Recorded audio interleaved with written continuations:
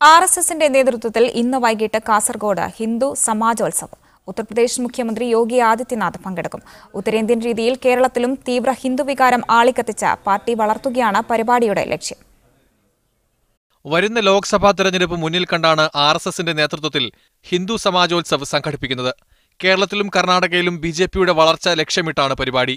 തീവ്ര ഹിന്ദുവികാരം ആളിക്കത്തിക്കുന്ന യോഗി ആദിത്യനാഥിനെ തന്നെ രംഗത്തിറക്കുന്നത് ഇതിന്റെ ഭാഗമായാണ്. കാസർഗോഡ് നഗരസഭാ സ്റ്റേഡിയത്തിൽ വൈകിട്ട് 3 മണിക്കാണ് പരിപാടി.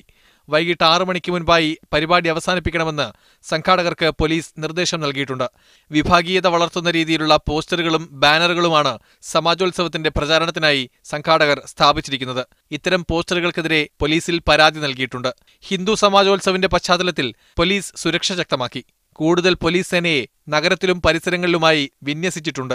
യോഗി ആദിത്യനാഥ് പങ്കെടുക്കുന്ന പരിപാടിയിൽ ബിജെപി ജില്ലാ പ്രസിഡന്റിനെ പോലും ഉൾപ്പെടുത്തിയിട്ടില്ല.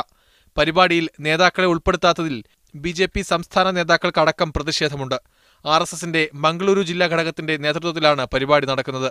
അതേസമയം യോഗി ആദിത്യനാഥ് പരിപാടിക്ക് എത്തില്ലെന്ന പ്രചാരണവും ശക്തമാണ്. എന്നാൽ പരിപാടിക്ക് തൊട്ടുമുൻപായി യോഗി കാസർഗോഡ് എത്തുമെന്നാണ് സംഘാടകരുടെ വിശദീകരണം. യോഗി ആദിത്യനാഥ് രാവിലെ തന്നെ കാസർഗോഡ് എത്തുമെന്നായിരുന്നു നേരത്തെ സംഘാടകർ പറഞ്ഞിരുന്നത്. മീഡിയ 1 കാസർഗോഡ്.